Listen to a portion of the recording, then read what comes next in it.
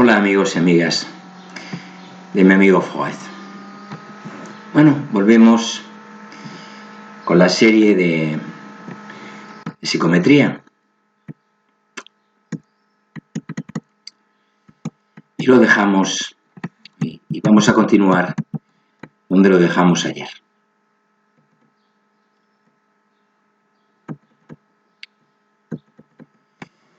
Lo habíamos dejado ayer en los métodos de escalamiento. Recordamos que dijimos que podíamos considerar el escalamiento como el campo de la psicometría, cuyo objetivo fundamental sería la construcción de escalas de medida. Construcción de instrumentos que permitirían llevar a cabo mediciones para representar las propiedades de los objetos. Y cuando hablamos de objetos, nos referimos a estímulos, a sujetos o a respuestas. Representar las propiedades de los objetos por medio de números, de acuerdo a unas normas o reglas. Eso es lo que decíamos. Y recordamos los dos supuestos básicos en todos los métodos de escalamiento. La existencia de un continuo latente o subyacente, a lo largo del cual variarían los objetos psicológicos, y que los objetos psicológicos, recordamos, estímulos, sujetos o respuestas, pueden situarse de forma ordenada a lo largo de ese continuo. El continuo latente o subyacente es latente porque no podría ser observado de forma directa. Pongamos ahora un ejemplo, y aquí continuamos.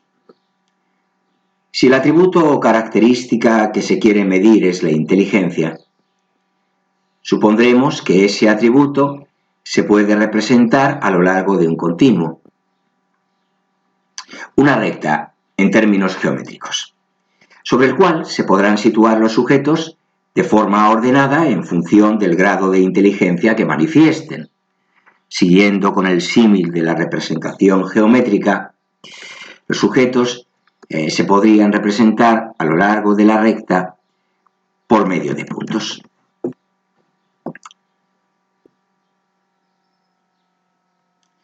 Hemos estado considerando como objetos psicológicos a los estímulos, a los sujetos y a las respuestas.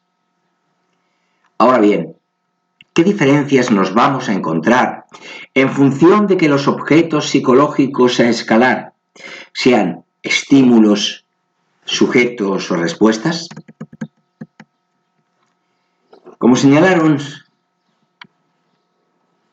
Giselli, Campbell y Zedek, los estímulos son las cosas que los investigadores presentan normalmente a un sujeto con el propósito de elicitar una respuesta. Partiendo de esta definición, el término estímulo tiene un sentido muy amplio, ya que pueden ser considerados como tales no solo un conjunto de objetos físicos, sino una lista de adjetivos que hagan referencia a algún rasgo de personalidad, una serie de frases que se refieran a alguna variable de actitud,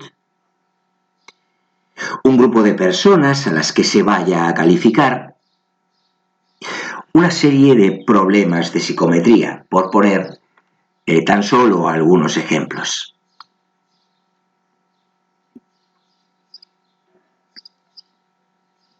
En cualquier caso, el propósito del escalamiento de estímulos es determinar las características que los sujetos perciben en ellos, y por lo tanto la respuesta del sujeto o sujetos ante la presentación de los estímulos es una respuesta subjetiva, que nos va a permitir diferenciarlos y escalarlos.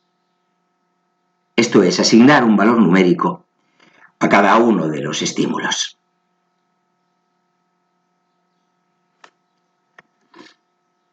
Cuando se utilizan varios sujetos para el escalamiento de estímulos, el valor que se asigna a cada uno de ellos suele venir determinado por algún índice de tendencia central, la media o la mediana, obtenido a partir de los valores asignados por cada uno de los sujetos a cada estímulo. En este caso serían los estímulos los que se situarían a lo largo del continuo en función de sus valores escalares, los valores asignados. Y los sujetos que han emitido juicios acerca de esos estímulos, los que habían actuado como instrumentos de medida. Creo que esto se entiende, ¿verdad?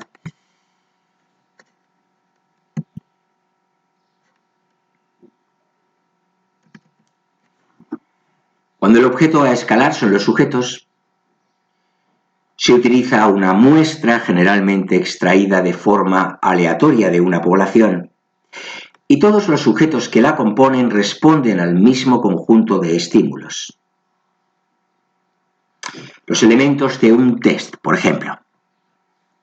Con posterioridad, las respuestas emitidas por los sujetos ante la presentación de cada uno de los estímulos serán combinadas de alguna manera para proporcionar una puntuación numérica para cada sujeto de la muestra. Las diferencias encontradas en las puntuaciones obtenidas reflejarán las diferencias entre los sujetos respecto al atributo o característica que se está midiendo. Se asume que los estímulos presentados son interpretados de la misma forma por todos los sujetos de la muestra y, por tanto, las variaciones encontradas son debidas a las diferencias entre los sujetos. Serán los sujetos los que se situarán a lo largo del continuo que representa la característica que se está midiendo, y los estímulos los que habrán actuado ahora como instrumento de medida.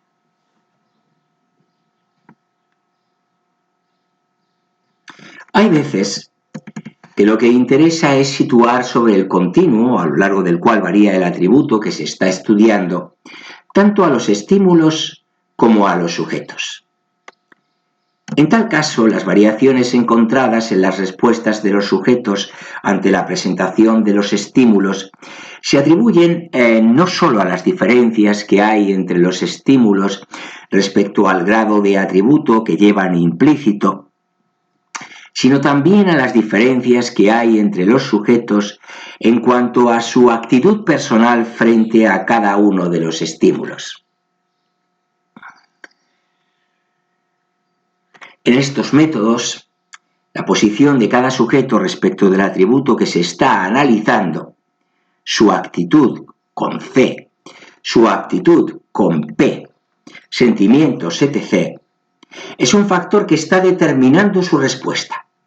Esta tercera aproximación a los métodos de escalamiento fue denominada por Toakeson en 1958 aproximación centrada en la respuesta.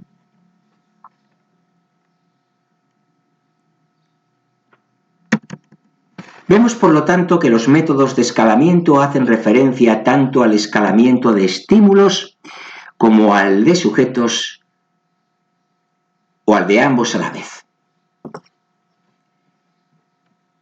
Dicho lo cual, entramos en el desarrollo de los métodos de escalamiento de estímulos.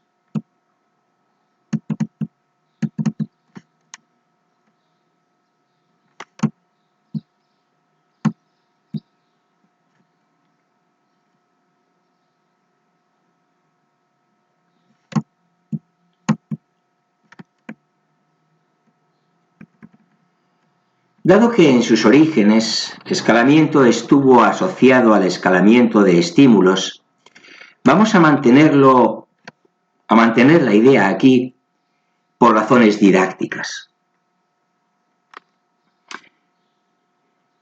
Y abordaremos el estudio de todo lo referente al escalamiento de sujetos dentro del marco de la teoría de test.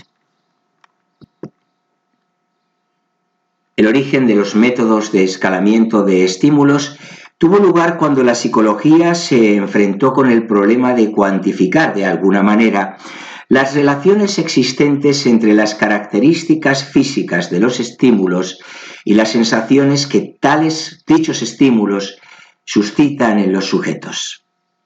Es decir, cuando la psicología se enfrenta con el problema psicofísico. No es la primera vez que lo oímos en esta serie sobre psicometría. Pues comencemos con los métodos de escalamiento psicofísico.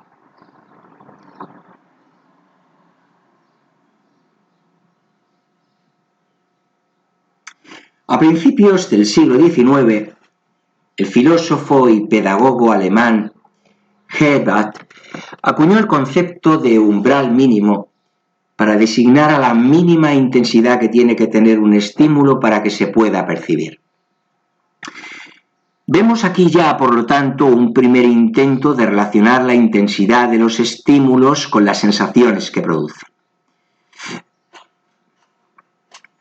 A partir del concepto de umbral mínimo de Herbart, Weber comenzó a desarrollar una serie de procedimientos experimentales, los métodos psicofísicos, que iban a permitir el cálculo de los umbrales y desarrolló su famosa ley de Weber, que establece que el incremento de magnitud que debe experimentar un estímulo para que el sujeto perciba que se ha producido un cambio es una proporción constante de su magnitud inicial. Esta ley la podemos expresar matemáticamente como K igual a incremento de E, el incremento de magnitud que debe experimentar un estímulo para que el sujeto perciba que se ha producido un cambio, partido por E, su magnitud inicial. A la constante K se la conoce como constante de Weber. El incremento de E, ya lo hemos dicho, es el incremento mínimo que ha de experimentar la magnitud de un estímulo, magnitud física, respecto a la magnitud inicial, E, para que el sujeto perciba un cambio mínimo en la sensación, magnitud psicológica. A este cambio mínimo de sensación le denominó Weber diferencia apenas perceptible y se representa por DAP, DAP en minúsculas. Bueno, espero que me hayáis seguido hasta el momento.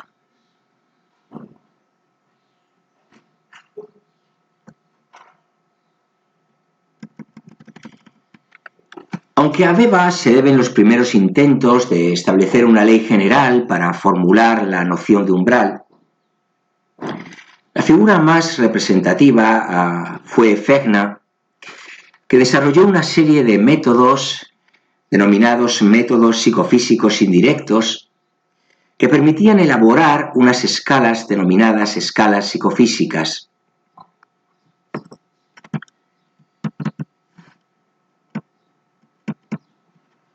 Supongamos que se quiere escalar una serie de estímulos que varían en cuanto a su peso respecto al grado de pesadez que producen en los sujetos.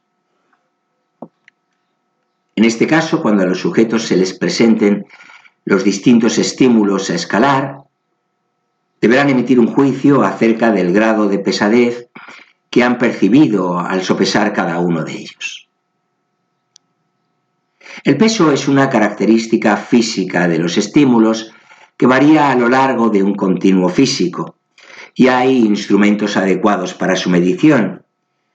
Por el contrario, la pesadez es una característica psicológica o subjetiva que varía a lo largo de un continuo psicológico y los sujetos actúan como un instrumento de medida, asignando valores a cada uno de los estímulos en función del grado de pesadez que les hayan provocado al presentárselos.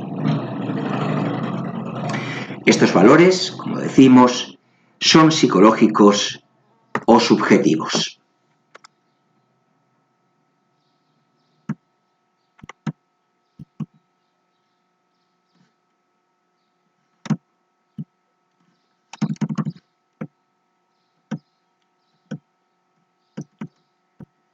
Por lo tanto, en el escalamiento psicofísico se tienen dos continuos, un continuo físico a lo largo del cual varían los estímulos y uno psicológico a lo largo del cual variarán las sensaciones que dichos estímulos producen en los sujetos.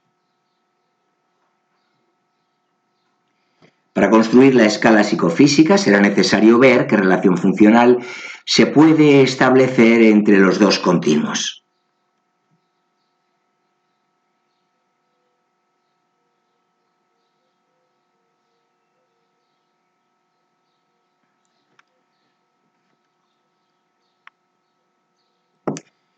Según Fechner, la función que mejor representa la relación entre los dos continuos es una función logarítmica, cuya fórmula sería S igual a C por el logaritmo neperiano de E más A, siendo S el valor en la escala de sensación, E el valor del estímulo, C y A la pendiente y la ordenada en el origen de la función logarítmica.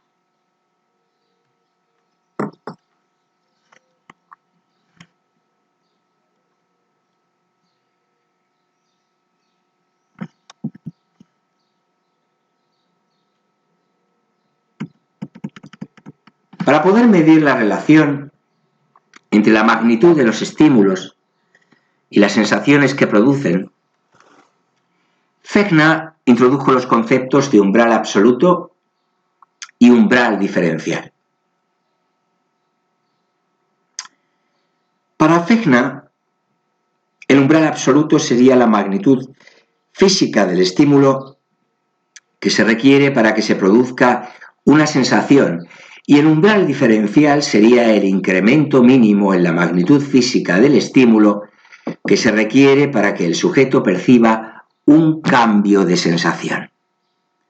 Por lo tanto, umbral absoluto, magnitud del estímulo que se requiere para que se produzca, aparezca una sensación, umbral diferencial, incremento mínimo en la magnitud física del estímulo para que el sujeto perciba un cambio en la sensación. La ley de Fechner establece que cuando la magnitud física del estímulo está en el umbral absoluto, la sensación es nula. En ese punto se establece el origen en la escala de sensación. Será el cero de la escala de sensación. Y que si se aumenta la estimulación en proporción geométrica, las sensaciones aumentarán aritméticamente. Es decir, que cada vez se necesitará un mayor incremento en la estimulación física para que se perciba un cambio en la sensación. Los principales supuestos en los que se basa la ley de Fechner son los siguientes.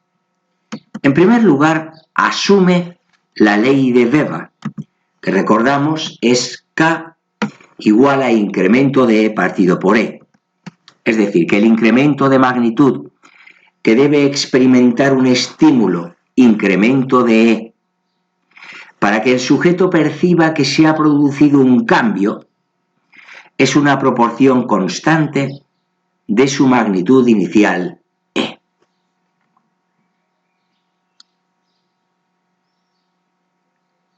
En segundo lugar, asume que todas las diferencias apenas perceptibles, las DAP, son psicológicamente iguales.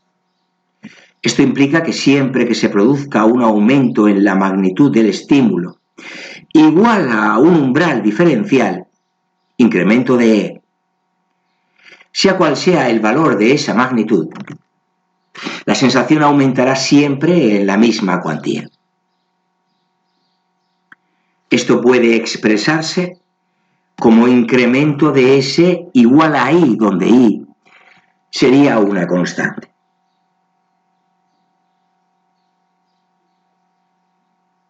En tercer lugar, establece que el origen de la escala de sensación, es decir, el punto cero de la misma, corresponde al umbral absoluto, es decir, al valor del estímulo, que se corresponde con el umbral absoluto en la escala física.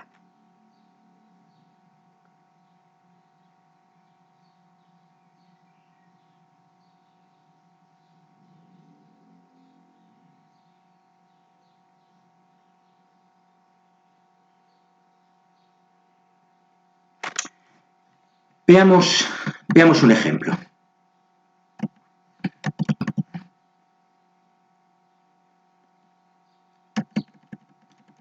Supongamos que se quiere medir la capacidad auditiva de una persona. Para ello, se le presentan una serie de estímulos de distinta intensidad, comenzando por uno cuya intensidad de sonido esté por debajo de la capacidad auditiva de la persona.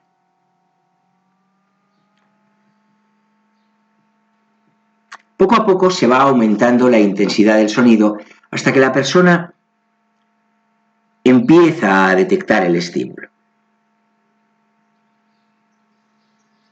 En ese momento ha habido un cambio. La persona ha pasado de no tener ninguna sensación a percibir el sonido. El valor del estímulo que ha provocado ese cambio corresponde al umbral absoluto de la persona y marca el origen de la escala de sensación, el punto cero.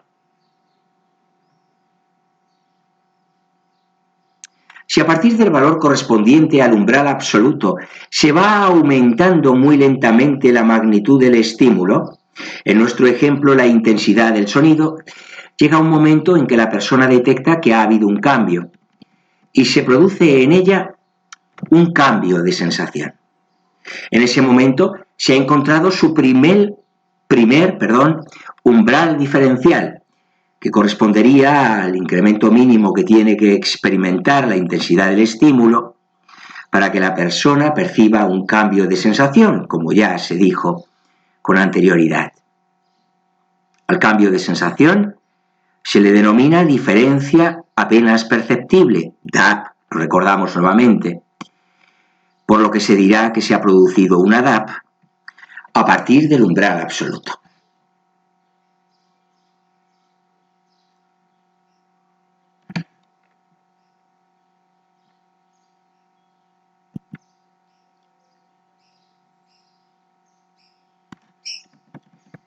Siguiendo con el mismo razonamiento, se irían calculando los diferentes umbrales diferenciales que permitirán obtener dos series de valores, una correspondiente a los distintos valores del estímulo, escala física, y la otra serie, escala de sensación, escala psicológica, cuyos valores se obtendrán a base de ir sumando las DAP que se han ido produciendo a partir del origen. Una vez obtenidas las dos series de valores, sería necesario comprobar la relación que existe entre ellas y si esta relación es logarítmica, como postuló Fechner.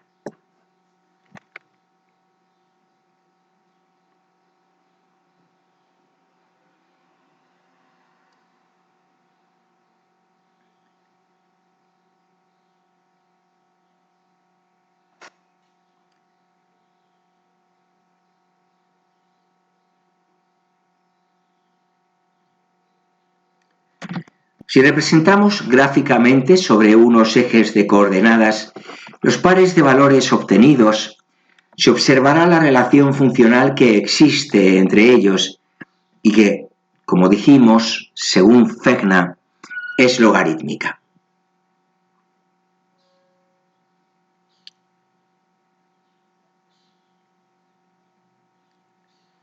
Supongamos el caso hipotético de que el umbral absoluto de una persona para el peso son 10 gramos. Esto es, que hasta que no se le presente al sujeto un estímulo cuyo peso sean 10 gramos, el sujeto no percibe ninguna sensación. Supongamos también que para que el sujeto note que hay un cambio en el peso del estímulo, se necesita aumentar 2 gramos el peso inicial. lo cual supone que el umbral diferencial de ese sujeto y para ese estímulo inicial es de 2 gramos. Bajo estos supuestos, la constante de Weber sería, recordemos, K 0,2, dado que K es igual a 2, el incremento del estímulo, partido 10, el estímulo inicial, o la magnitud del estímulo inicial, y 2 partido por 10 es 0,2.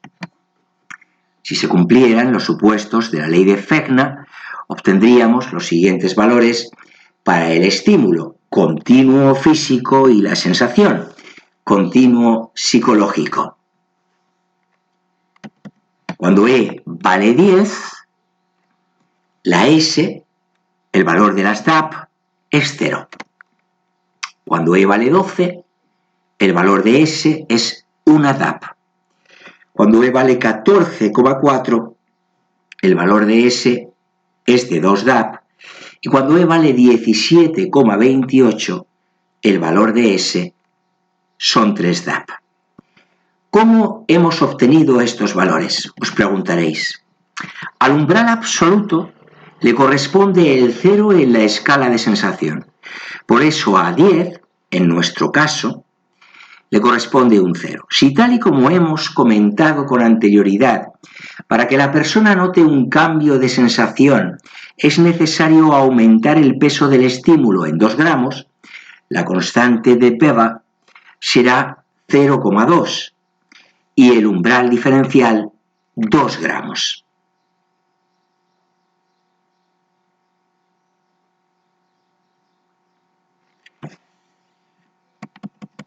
Por lo tanto, cuando el valor del estímulo pasa de 10 a 12 gramos, se ha producido en el sujeto una DAP.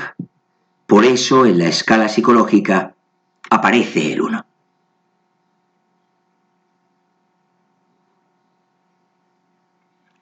Sabiendo que la constante de Weber tiene un valor de 0,2 y que la ley de Fechner asume la ley de Weber, podemos ir averiguando los distintos valores tanto de la escala física como de la psicológica.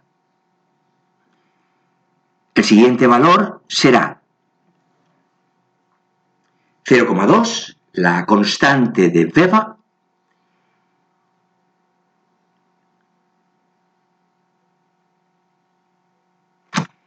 igual a incremento de E partido por 12. Ahora, la magnitud del estímulo inicial es 12, una vez que nos hemos situado en la escala de sensación en una DAP. Bueno, despejamos el incremento de I a partir de esa igualdad matemática. Incremento de E, creo haber dicho, si no lo digo ahora correctamente, es igual a 0,2 por 12, obteniéndose un valor de 2,4 para el incremento de E. Cuando el valor del estímulo es de 12 gramos y la constante de Weber es 0,2, se necesita un aumento de 2,4 gramos para que el sujeto perciba un cambio en la sensación. Por lo tanto, al valor del estímulo igual a 14,4, que procede de sumar a 12, 2,4 en la escala física, le corresponde el valor de 2 en la escala de sensación, puesto que desde el umbral absoluto se han producido 2 DAP. ¿Me estáis siguiendo? Estoy seguro de que sí.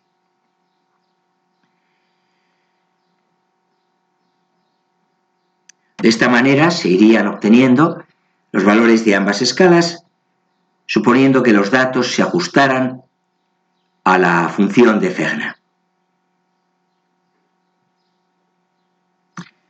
Mañana comenzaremos expresando con una fórmula general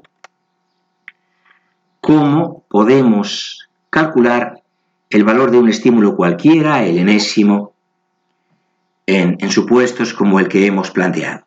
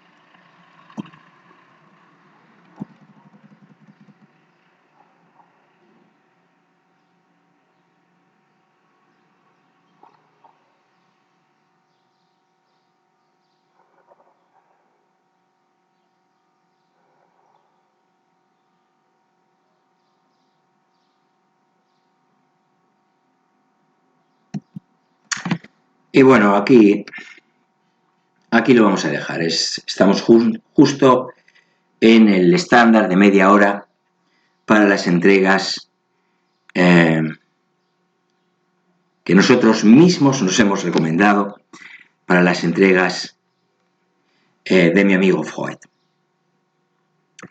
Bueno, si este vídeo ha sido de vuestro agrado, si os ha resultado útil, interesante, valioso desde algún punto de vista, pues por favor le dais me gusta y así recibo el oportuno y necesario feedback que guíe mi trabajo en el canal.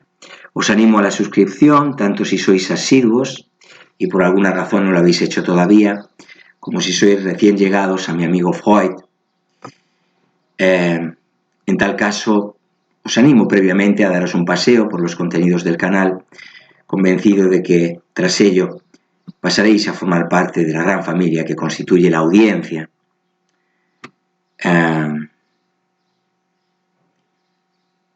Pues de mi amigo Freud.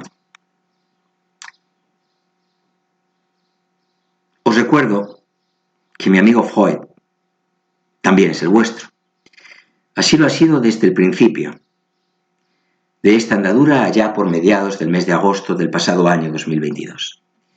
Y os recuerdo también que está siempre encantado mi amigo Freud de contar con vuestra atención, con vuestra presencia, compañía, apoyo y compromiso para con este proyecto que lleva su nombre, un proyecto que ilusiona a una audiencia, a mí mismo desde luego, pero me consta también a una audiencia en constante crecimiento, siendo este un crecimiento muy robusto, sostenido en el tiempo, como digo, de lo cual, me vais a permitir decirlo, me siento profundamente orgulloso.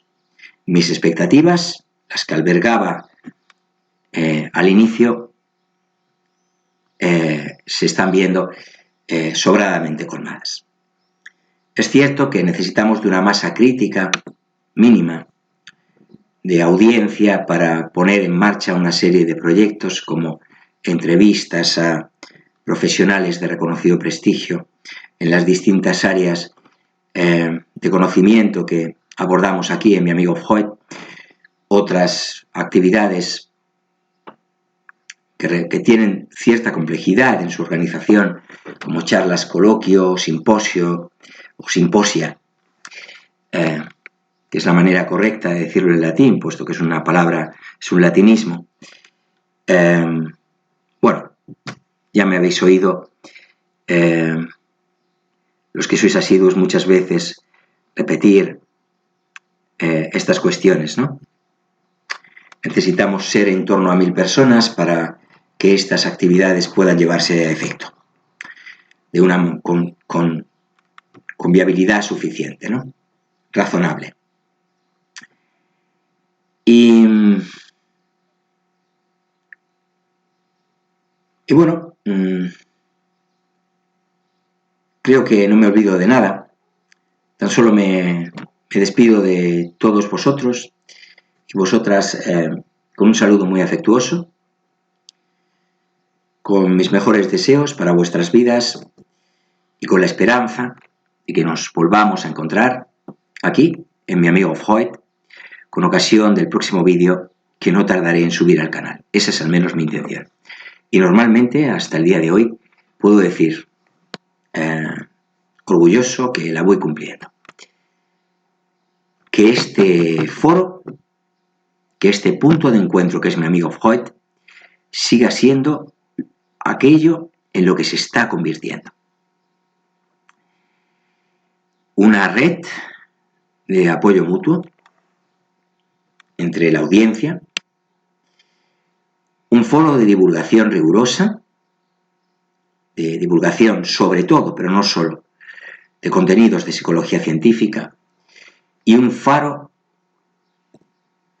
que promueva el valor del altruismo, primero entre la audiencia y luego, por irradiación, a la sociedad en general.